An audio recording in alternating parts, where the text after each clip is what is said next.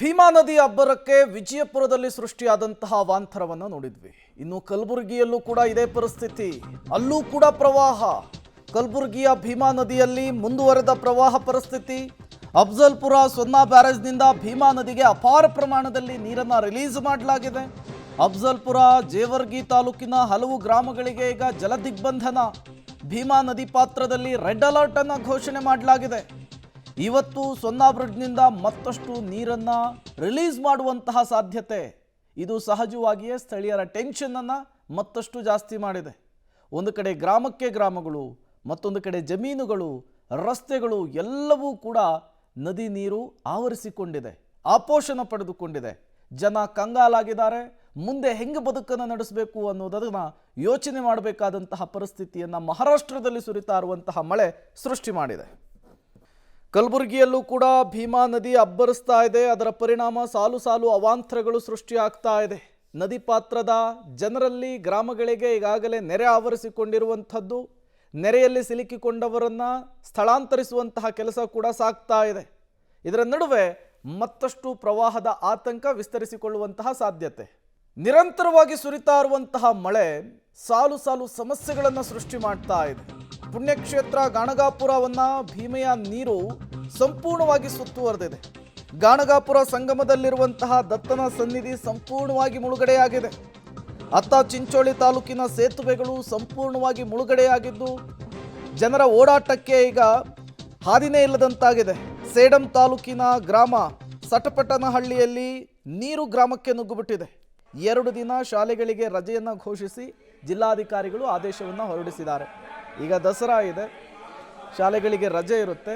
ಅಂಗನವಾಡಿಗಳು ಬೇರೆ ಬೇರೆ ಯಾರಾದರೂ ತರಗತಿಗಳನ್ನು ತೆಗೆದುಕೊಳ್ಳೋದಕ್ಕೆ ಅವಕಾಶ ಇಲ್ಲ ಅನ್ನೋದನ್ನು ಕೂಡ ಹೇಳಿರುವಂಥದ್ದು. ಈಗ ಪುಣ್ಯಕ್ಷೇತ್ರ ಗಾಣಗಾಪುರ ಸೇತುವೆಯನ್ನು ನೀವು ಗಮನಿಸ್ತಾ ಇದ್ದೀರಿ. ಸಂಪೂರ್ಣವಾಗಿ ದತ್ತನ ಸನ್ನಿಧಿ ಮುಳುಗಡೆ ಆಗಿರುವಂಥದ್ದು. ಮತ್ತಷ್ಟು ಡೀಟೇಲ್ಸನ್ನು ಕೊಡೋದಕ್ಕೆ ಪ್ರವೀಣ್ ನೇರ ಸಂಪರ್ಕದಲ್ಲಿ ಜಾಯ್ನ್ ಆಗಿದ್ದಾರೆ. ಪ್ರವೀಣ, ಒಂದು ಕಡೆ ಮಳೆ, ಮತ್ತೊಂದು ಕಡೆ ಭೀಮೆಯ ಅಬ್ಬರ ಏನೇನು ಅವಾಂತರವನ್ನು ಸೃಷ್ಟಿ ಮಾಡಿದೆ, ಸ್ಥಳೀಯಾಧಿಕಾರಿಗಳು ಯಾವ ರೀತಿ ಜನರ ನೆರವಿಗೆ ಬರ್ತಿದ್ದಾರೆ, ಡೀಟೇಲ್ಸನ್ನು ಕೊಡಬಹುದಾ ಅಂತ? ಪ್ರೇಮ್, ಅಕ್ಷರಶಃ ಕಲಬುರಗಿಯ ಜಿಲ್ಲೆಯ ಜನ, ಅದರಲ್ಲೂ ಕೂಡ ಜೇವರ್ಗಿ ತಾಲೂಕು, ಅಫಜಲ್ಪುರ ಮತ್ತು ಚಿಂಚೋಳಿ ಈ 3 ತಾಲೂಕಿನ ಜನ ಏನಂದ್ರೆ ಈಗಾಗಲೇ ಏನಂದ್ರೆ ಒಂದು ಕಡೆ ಭೀಮಾ ಪ್ರವಾಹ, ಇನ್ನೊಂದು ಕಡೆ ಏನಂದ್ರೆ ಕಲಬುರಗಿ ಜಿಲ್ಲೆಯಲ್ಲಿ ಸುರಿತಾ ಇರುವಂತಹ ಮಳೆಯಿಂದ ತತ್ತರಿಸಿ ಹೋಗಿದ್ದಾರೆ. ಈಗಾಗಲೇ ಭೀಮಾ ನದಿಯಿಂದ 3,45,000 ಕ್ಯೂಸೆಕ್ಸ್ ನೀರನ್ನು ಈಗಾಗಲೇ ಭೀಮಾ ನದಿಗೆ ಬಿಟ್ಟ ಪರಿಣಾಮವಾಗಿ ಈಗ ದೃಶ್ಯದಲ್ಲೂ ಕೂಡ ನೋಡ್ತಾ ಇದ್ದೀರಾ, ಇದು ಭೀಮಾ ನದಿ ಅಂದರೆ ಅಪಾಯದ ಮಟ್ಟ ಮೀರಿ ತುಂಬಿ ಹರಿತಾ ಇದೆ. ಹೀಗಾಗಿ ಗಾಣಗಾಪುರ ಕ್ಷೇತ್ರವಾದಂತಹ ಗಾಣಗಾಪುರ ದತ್ತಾತ್ರೇಯ ದೇವಸ್ಥಾನಕ್ಕೂ ಕೂಡ ಈಗಾಗಲೇ ಸಂಪೂರ್ಣವಾಗಿ ಮುಳುಗಡೆಯಾಗಿದೆ. ಅದೇ ರೀತಿಯಾಗಿ ಅಲ್ಲಿರುವಂತಹ 100 ಮನೆಗಳು ಸೇರಿದಂತೆ ಜೇವರ್ಗಿ, ಅಫಜಲ್ಪುರದಲ್ಲಿ ಸುಮಾರು 36ಕ್ಕೂ ಹೆಚ್ಚು ಗ್ರಾಮಗಳಲ್ಲಿ ಈಗ ಜಲಾವೃತವಾಗಿವೆ. ಹೀಗಾಗಿ ಏನಂದ್ರೆ ಒಂದು ಕಡೆ ಪ್ರವಾಹದ ಪರಿಸ್ಥಿತಿ ಆದರೆ ಈ ಕಡೆ ಭಾಗದಲ್ಲಿ ಏನಂದ್ರೆ ಇದು ಹಳೆಯ ಸೇತುವೆ.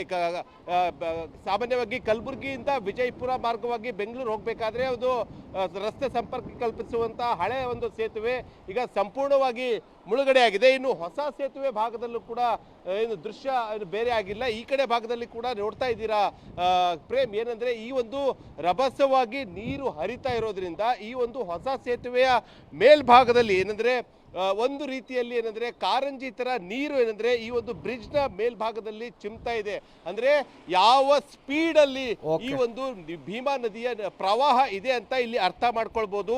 ಸರ್ವೇ ಸಾಮಾನ್ಯವಾಗಿ ಕಿಲೋಮೀಟರ್ಗೆ 40-50 ಸ್ಪೀಡ್ ಆಗಿ ಏನಂದ್ರೆ ನೀರು ರಭಸವಾಗಿ ಹರಿತಾ ಇರೋದ್ರಿಂದ ಬಹಳಷ್ಟು ಅವಾಂತರ ಸೃಷ್ಟಿಯಾಗಿದೆ.